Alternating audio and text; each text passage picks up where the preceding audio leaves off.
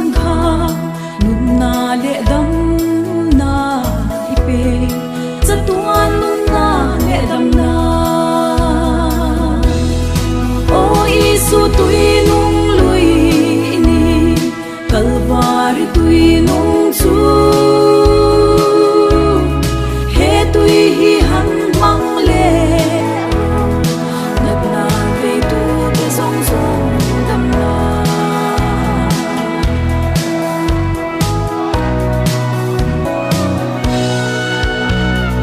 mana hovel i fan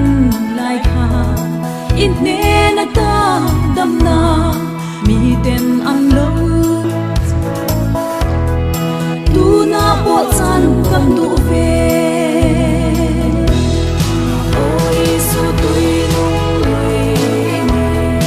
kalvari tui nung chu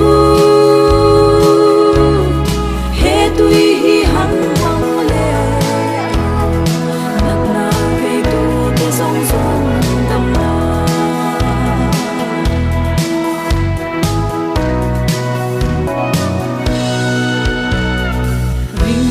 lovin ron pan thuai ro iswa he na dam na chu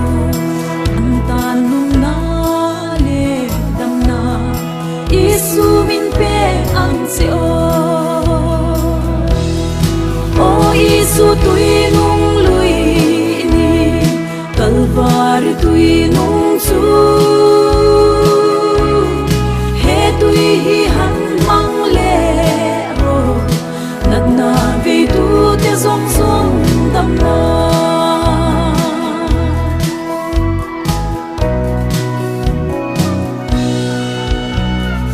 har le mit del piang suan ke vai tin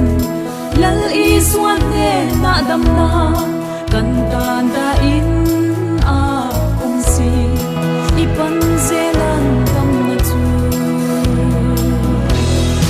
o isu tui nung lui ni kalvari tui nung chu he tui hi han mang le ro nat na ve tu te zong zong dam na